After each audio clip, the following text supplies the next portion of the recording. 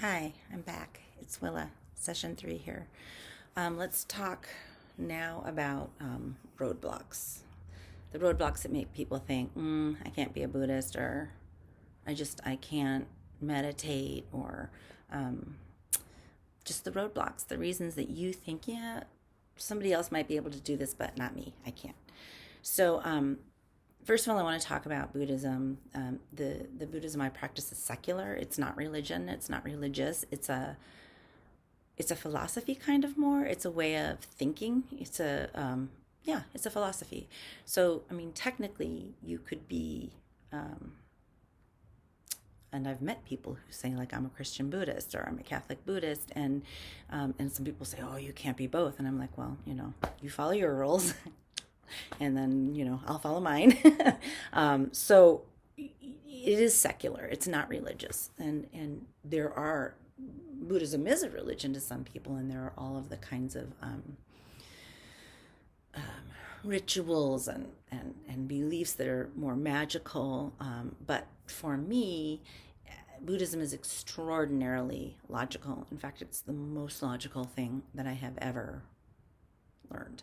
So one roadblock might be I can't be Buddhist because I was raised in a different religion. And so you could maybe set that aside and just be curious and just, you know, feel your doubt and your fear but just stay open anyway. Um, some people are going to say, oh, I can't meditate. I can't, my mind goes crazy. I can't meditate. Well, here's a little secret for you. All of our minds go crazy. When you're meditating, you're not trying to stop thinking, because the mind was built to think. That's what minds do. That's what brains do. They think. And so meditation is really much more about your relationship to the thoughts that you're having. And so if that's what's kind of holding you back, and you're saying I can't be a Buddhist because I can't meditate, that's something that you can set aside for now. Another feeling might be, well, I can't be a vegetarian. All right, that's a big one I want to address, because it is really true that in Buddhism we wish for no suffering for all sentient beings. And so when I first started, I did become a full vegetarian, and then about 6 months in, I just didn't feel good. I was very tired, and my doctor said, with your history with anemia and whatever else it is, this might not be the best choice for you. Add chicken and fish into your diet three times a week, whatever. So that's what I've been doing for 32 years, and it works. I feel good, and I never eat mammals because that's where I personally drew the line. But nobody's going to tell you you're a bad Buddhist or you can't be a Buddhist because you eat meat. And if they do, then they're probably, there's a lot of ego involved in that. And that's not what Buddhism's about. So don't worry about that. Some people will say, well, I like to have a little wine, or I like to smoke a little weed, and so I can't be a Buddhist. So do a lot of Buddhists. The big thing about that is that it is really important to try to be mindful all the time, and none of us are mindful all the time. No one. But it's much easier to say hurtful things and do problematic things if you're really, really drunk and or really, really high. And, I know firsthand. So it's better to not get wasted, but getting a little buzz where you still are controlling your mind, because that is for me, the whole crux of Buddhism is training your mind and being mindful about how you conduct yourself. And that can be really hard if you're, drunk or too high.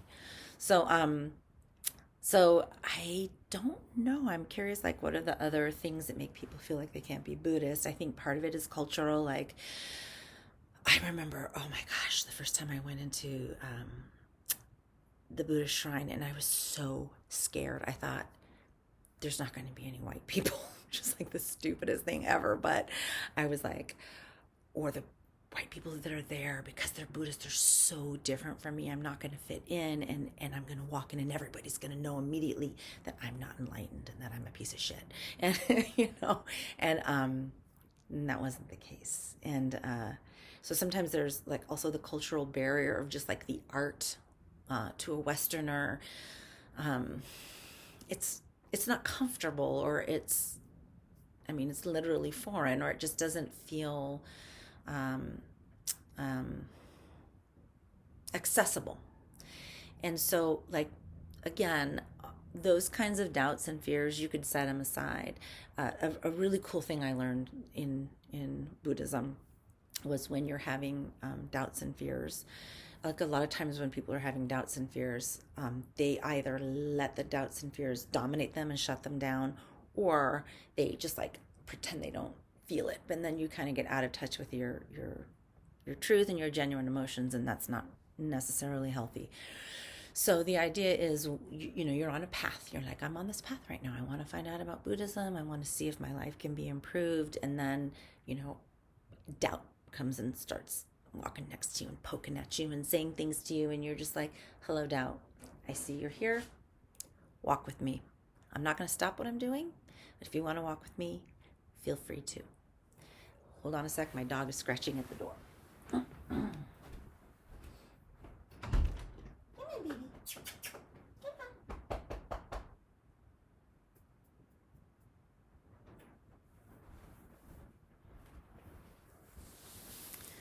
So, I'm back.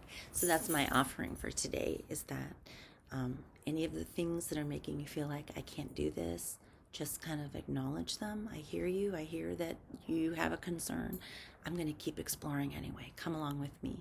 And then, and you might decide it's not for you. And, obviously that's 100% fine. I mean, everyone, if you're a seeker, if you're on a journey, you have to find your own path for sure. But maybe it'll keep you on the path and you'll learn something that's helpful to you. So thank you, and see you next time.